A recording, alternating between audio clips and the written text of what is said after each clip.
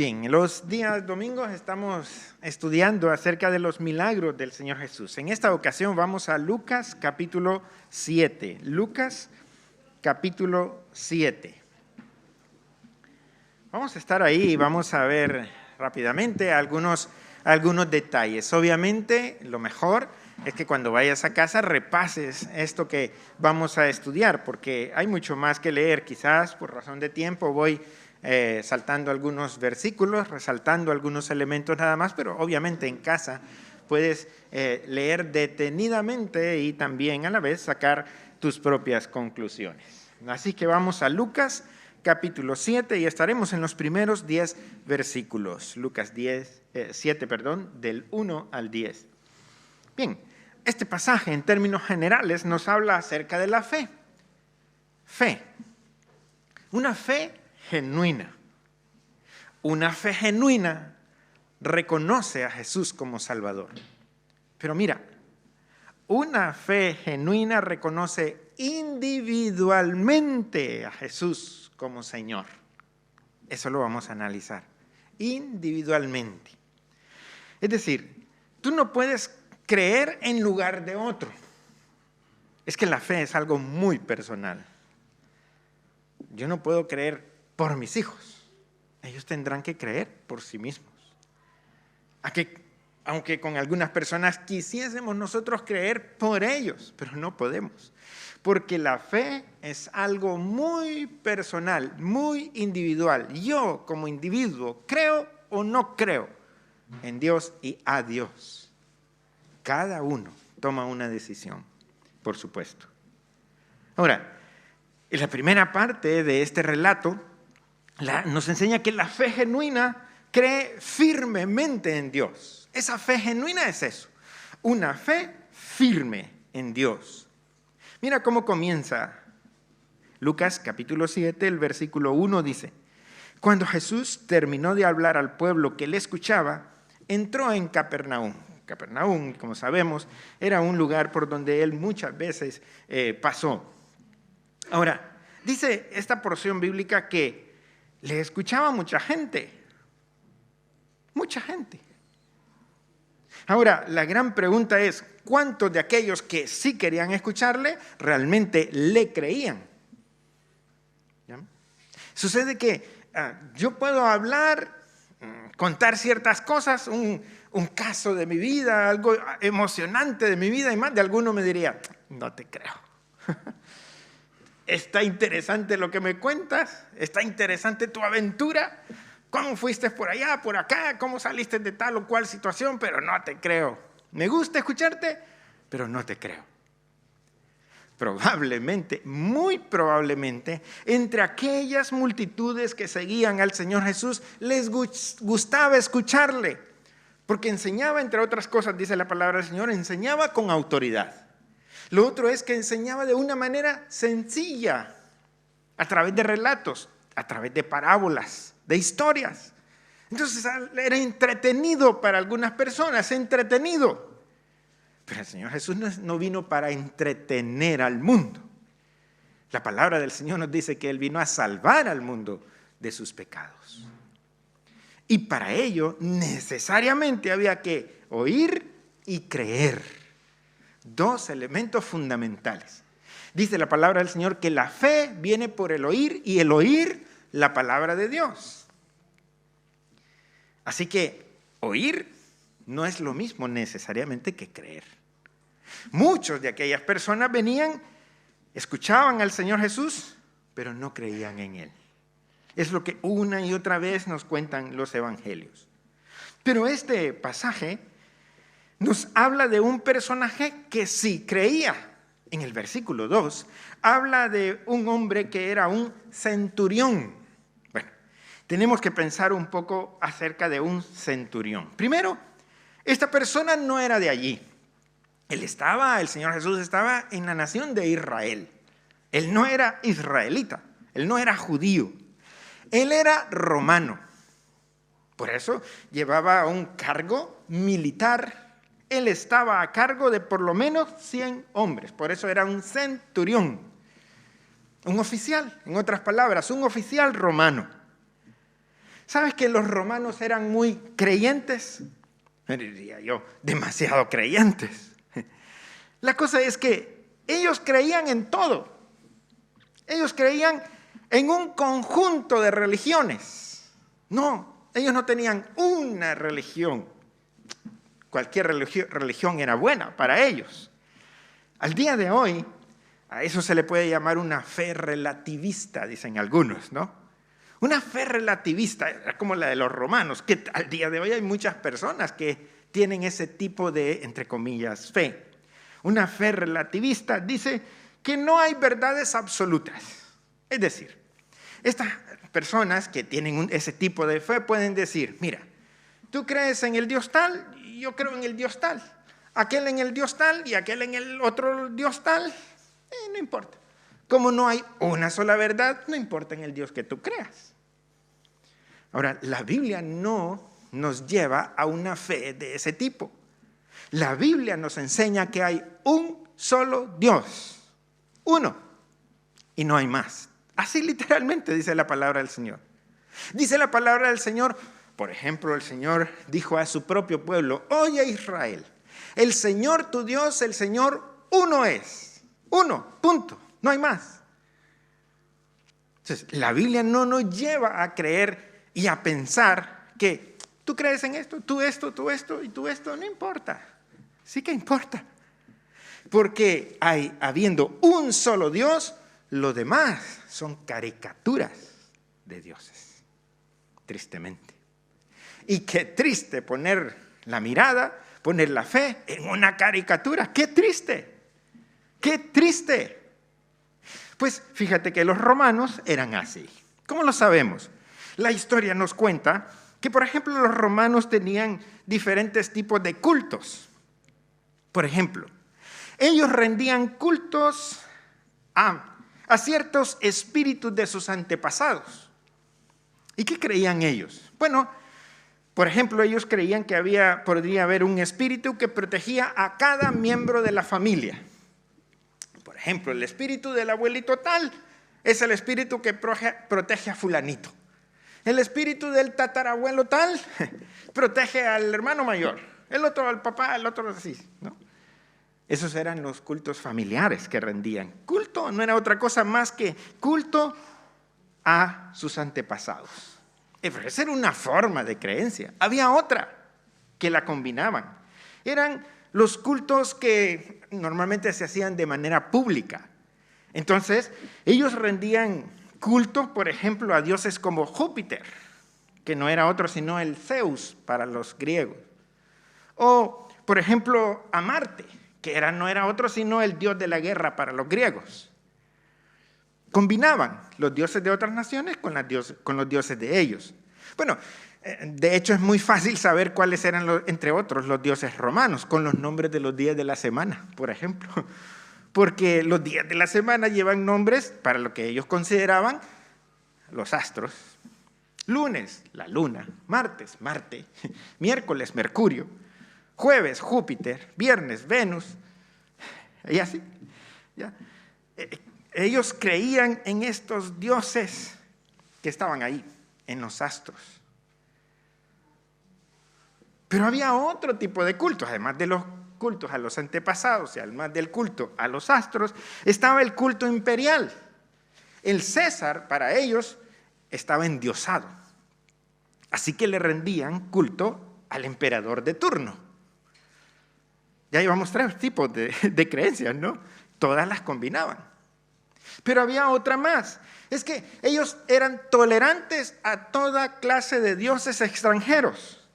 Por eso combinaban los dioses griegos con sus propios dioses. Ellos podían creer en cualquier dios, ya sea un dios griego, un dios egipcio, inclusive al dios de los judíos. Lo podían adorar, eso sí, ellos ponían una condición. Era siempre y cuando me conceda favores. Si no, lo desecho y busco otro. Era más a conveniencia, ¿verdad? Mira cuántos dioses tenían ellos. Cuando la palabra del Señor nos habla de que entra en escena un centurión romano, podríamos pensar, ¿cuántos dioses no tendría ese hombre? Era muy creyente. creía en todo. Podría ser, pero el caso aquí es sumamente interesante, que lo vamos a ver un poco más adelante. Nos da este pasaje algunos detalles sobre la vida de este centurión. Por ejemplo, leamos el versículo 2. Dice, el criado de un centurión, a quien éste quería mucho, estaba enfermo y a punto de morir. El criado, el esclavo de él, estaba enfermo. Y dice, enfatiza Lucas en ese evangelio, le quería mucho. Sucede que los esclavos en ese tiempo era una cosa más. No era, para ellos no era una persona digna de ayudarle. Si moría, se desechaba, punto, se buscaba otro. Pero nos dice algo sobre el carácter de este centurión. Nos dice algo sobre, qué interesante, que para él, ese criado, era una persona de alta estima, aunque era su esclavo, aunque era su siervo, su esclavo. ¿Por qué era diferente este centurión? ¿Cómo es que podía ver, aunque él tenía un alto rango, cómo podía ver a otra persona con tanto amor fraterno? ¿Cómo era eso? Es más, llega un momento tan crítico en su casa, porque el esclavo estaba en su casa, y era entonces parte de, entre otras cosas, sus posesiones de casa. Pero hay algo crítico. Dice la palabra del Señor que este esclavo estaba enfermo y a punto de morir. Cuando leemos este pasaje en Mateo 8, dice que estaba paralítico. Además nos dice ese detalle. Es decir, estaba postrado totalmente, casi muerto. Y esto lo llevó a una gran angustia a este centurión. Y por supuesto, cuando hay una cosa así, entonces buscamos ayuda. ¿Cuál es la ayuda que buscó? Versículo 3. El centurión, habiendo oído hablar de Jesús, le envió unos ancianos de los judíos para rogarle que viniera y curase a su criado. Dice que había oído hablar de Jesús. ¿Qué habrá escuchado hablar de Jesús? Bueno, en los estudios anteriores, lo que hemos estado viendo, entre otras cosas, son los milagros del Señor Jesús. Y entre esos milagros, entre otras muchas cosas que hizo, estaba la sanación, la curación de muchos enfermos que estaban en estado totalmente crítico. Este hombre busca ayuda. Y la ayuda que busca es la ayuda de Jesús. Interesante. ¿Notas el carácter de este hombre? Tiene en alta estima a su criado. Se interesa tanto que hasta este momento nos hace pensar, ¿sería que este sí creía en Jesús? Recuerda, muchas personas seguían para escuchar a Jesús. La palabra nos enseña, no todos creían. Este que no era judío, parece ser que sí que tiene una fe genuina. Sigamos con el relato y vemos un segundo detalle en este pasaje. El primero es que la fe genuina cree firmemente, y como cree firmemente hará algo. Este hombre buscó ayuda y la ayuda que busca es la ayuda del Señor Jesús. Ahora, el segundo detalle que encontramos en esta porción bíblica es que Dios no paga favores. Subraya esto, Dios no paga favores. ¿Tú le puedes hacer un favor a Dios? No. Dios es autosuficiente. De hecho, en el Antiguo Testamento, cuando Él se mostró, por ejemplo, aquel personaje del Antiguo Testamento llamado Moisés, Él se presentó como el yo soy. ¿Y qué quiere decir eso? Yo soy significa que Él existe por sí mismo, no depende de nadie. De tal manera que nunca me va a decir de alguna u otra manera, nunca me diría a mí, hazme un favor, por favor, ayúdame. ¿Necesita ayuda a Dios? ¿Siendo Dios? No. Entonces yo podría decir, Señor, en mis oraciones, ¿no? Acuérdate de lo que yo hice por ti. Tienes que pagarme el favor. Dios no paga favores. Algunos judíos pensaban que sí. ¿Recuerdas que este centurión envió, pidiendo ayuda al Señor Jesús, pero envió a algunos ancianos judíos? Cuando habla de un anciano judío, eran personas importantes de entre el pueblo. Entonces dice en el versículo 4, que aquellos ancianos, ellos, acudieron a Jesús y le suplicaron con insistencia: este hombre merece que lo ayudes. Nota, ahora ya hemos visto el carácter del centurión, ahora vemos qué pensaban los ancianos judíos. Bueno, para empezar, ellos no dudaron de alguna manera en representar al centurión romano ante Jesús. El centurión les dijo: por favor, ve donde está Jesús y pide ayuda por mí. De inmediato ellos se mueven y van. No dudaron. Eso es extraño, ¿sabes? Porque normalmente los judíos, y mucho más ese tipo de judíos, los ancianos, personas importantes entre el pueblo, normalmente no se juntaban con los que no eran judíos, a los cuales la palabra del Señor les llama gentiles. Normalmente no. Llama la atención. ¿Y por qué estos no pusieron ninguna traba? Sino que no dudaron, se fueron a hablar en nombre del centurión romano ante el Señor Jesús. Es más, dice ese versículo 4 que ellos acudieron a Jesús y le suplicaron con insistencia. ¿Por qué insistían tanto? Eso es interesante. Fueron, representaron al centurión, rogaron insistentemente. ¿Por qué? Nos sigue dando detalles. El versículo 4 al final le dicen al Señor Jesús, y el versículo 5, este hombre merece que lo ayudes. Literalmente, cuando se lee esta porción en el idioma original que se escribió ese pasaje, dice: este hombre es digno que le ayudes. ¿Recuerdas? Estábamos hablando de la palabra digno y que aquel pasaje del Apocalipsis dice: no hay ni uno digno entre los seres humanos. Pues los judíos que creían plenamente en Dios único, Dios digno, único digno, le dicen: pero ¿sabes qué? Este hombre también es digno, ¿sabes? ¿Cómo lo calificaron como digno? Nos lo explica el siguiente versículo, el 5, dice: este hombre merece que lo ayudes porque ama a nuestra nación y nos edificó una sinagoga. Ahora entendemos por qué tanto interés en ir donde el Señor Jesús. Porque ese hombre amaba a la nación. Bueno, ahí nos da un detalle sobre el carácter de ese hombre. Amaba a su siervo, normalmente no lo hacían, no amaban a sus esclavos, este sí. Este ama a los judíos, normalmente los romanos no amaban a los judíos, estaban ahí para imponer su ley. Ellos eran invasores del pueblo judío, pero este amaba al pueblo. Por supuesto, entonces los ancianos agradecidos van corriendo donde el Señor Jesús a representarle. Y dicen: este es digno, ¿eh? ¿Sabes que ama a nuestra nación? Es más, nos construyó una sinagoga.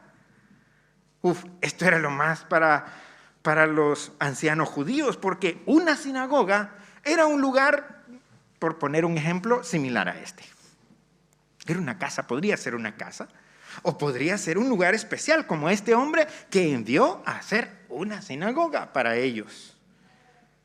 Hombre, eso significa mucho, ¿verdad? Les compró el terreno, les compró los materiales, puso los albañiles y levantó una sinagoga para ellos. Un lugar donde se custodiaba la ley, donde se estudiaba la ley y que además funcionaba, entre otras cosas, como un colegio para los niños. A este habría que rendirle gratitud. Con razón los judíos dicen: por favor, Dios, devuélvele el favor. Mira, ama a la nación. Mira, nos ha construido una sinagoga. ¿Cómo no? Merece, es digno que le ayudes. Versículo 6. Jesús fue con ellos. Hasta este momento, el Señor Jesús no duda en acudir. ¿Por qué? Porque el Señor aquí no dice que hizo alguna pregunta. Ni siquiera dijo: ¿y tú por qué dices que Él es digno? ¿Verdad que no? El Señor no dice nada de eso. Sin dudar fue con ellos, dicen, punto. ¿Estaba agradecido el Señor Jesús con este hombre por amar a su pueblo judío? Probablemente. ¿Estaba el Señor Jesús agradecido con este hombre ¿Por haber construido aquella sinagoga? Probablemente. ¿Le movió al Señor Jesús devolverle el favor? No. Porque Dios no devuelve favores. ¿Cuál es la verdadera razón por la cual el Señor Jesús no duda en ir a ayudar, a atender la necesidad de aquel centurión romano? Sigamos leyendo, versículo 6. Jesús fue con ellos, dice el versículo 6, y estaba ya cerca de la casa cuando unos amigos enviados por el centurión le dieron este mensaje: Señor, no te molestes, no soy digno de que entres bajo mi techo. Vaya. Otro detalle interesante que nos dice sobre este centurión. Los judíos dijeron, él es digno, pero él mismo, este centurión dice, Señor, yo no soy digno. Vaya cosa interesante. Es más, le dice, no soy digno ni siquiera de que entres en mi techo, ni siquiera que entres a mi casa. Él estaba entendido totalmente que él no era judío, obvio. Pero como judío, siendo gentil, los judíos normalmente no entraban en casa de los gentiles. Él se consideraba, Señor, no soy digno de que entres a mi casa. No merezco. Pero además de eso, en el versículo 7 nos dice, ni siquiera me tuve por digno de acudir personalmente a ti. Por eso envió entonces, ¿verdad?, a aquellos ancianos, porque él no se consideraba digno siquiera de estar frente a frente al Señor Jesús. ¿Sabes que esto nos recuerda a un pasaje que también el Evangelio de Lucas nos recuerda, que está en Lucas capítulo 18, donde dos personas se presentan en el templo a orar? Uno de ellos era un fariseo. El fariseo dice que levantaba sus manos al cielo y decía, Señor, te doy gracias porque yo soy tan bueno que no soy como estos de acá. Pero dice la palabra del Señor que también entró ahí un recaudador de impuestos y estos eran considerados corruptos. Y dice que en Lucas 18:13 que el recaudador de impuestos se mantenía a cierta distancia, ni siquiera se atrevía a levantar los ojos al cielo, sino que se golpeaba el pecho diciendo, oh Dios, ten compasión de mí que soy pecador. Y el Señor contó y dijo, ¿sabes quién regresó justificado? Aquel que era considerado corrupto. ¿Por qué? Porque fue arrepentido ante el Señor. Fue entendiendo que nadie, que él mismo no era digno. Que solo hay uno que es digno. Y por lo tanto lo único que puedo decir es, Señor, por favor, perdona mis pecados. Ten compasión de mí. Se parece el caso del centurión, ¿verdad? Le dice, Señor, yo no soy digno. No soy digno de que entres a mi techo. De hecho, ni siquiera he querido venir ante ti, le manda a decir a través de los ancianos. Versículo 7, en la última parte. Pero, dice este centurión, con una sola palabra tuya, mi siervo sanará. Una sola palabra tuya y mi siervo sanará. Esa es fe. Esa es fe genuina. Solamente cree que Jesús puede hacerlo todo. ¿Por qué? Él ha creído que Dios tiene una palabra poderosa. Dice la palabra del Señor en el principio, cuando Dios creó los cielos y la tierra, Él dijo, sea la luz, y la luz fue hecha. Con una palabra creó el universo entero. Él creía eso.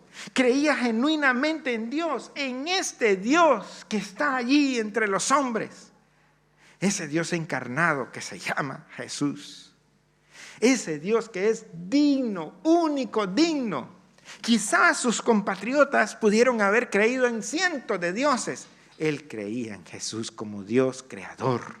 Que su sola palabra puede hacerlo todo. Y el versículo 8 dice, Yo también soy hombre sujeto a una autoridad superior. Y a su vez tengo soldados bajo mis órdenes. Y digo a este, ve, y va. Y al otro, ven, y viene. Y a mi criado, haz esto, y lo hace.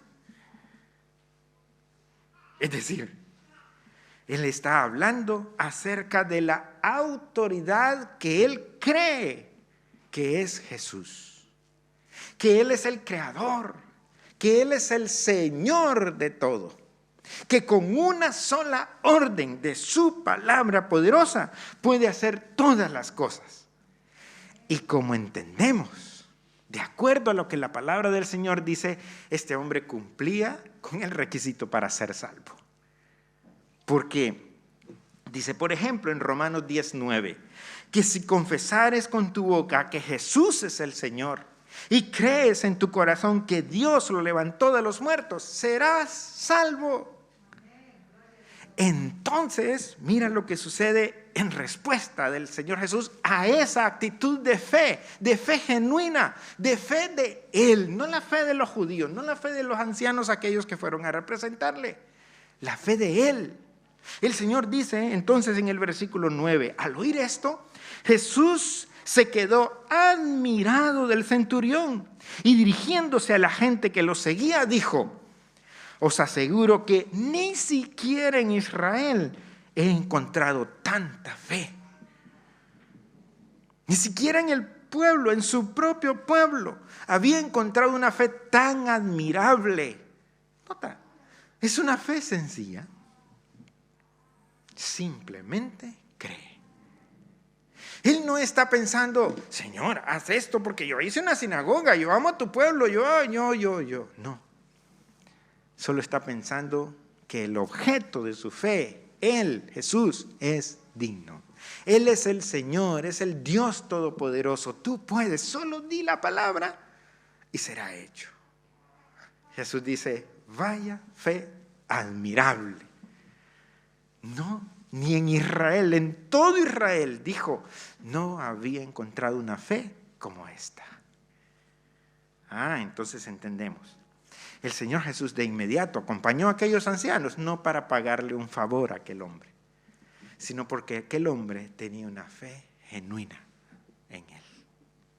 Y Dios responde a la fe. Para Él esa fe le es admirable. Versículo 10. Cuando los amigos enviados por el centurión regresaron a casa, encontraron al criado curado. ¡Qué bien! ¡Excelente! Nota, Dios no paga favores. Él responde por gracia, porque Él es bueno, simple y sencillamente. A Él no le impresionó que este hombre hubiera dado esto, lo otro, aquello. A Dios no le impresiona eso. Pero una cosa le impresiona, como Él dice ahí, se quedó admirado. ¿De qué? De la fe de esa persona. Y esto entonces nos lleva a la gran pregunta. Gran pregunta individual, porque la fe es individual.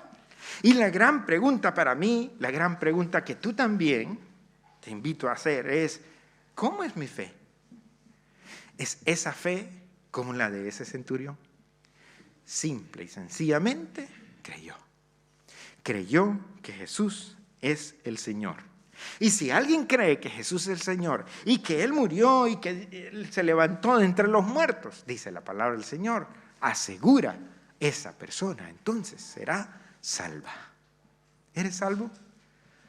Solamente se puede ser salvo con una fe genuina, individual, una fe sencilla. Si no has venido a Cristo con una fe así, es tiempo de hacerlo hoy. Ven a Cristo.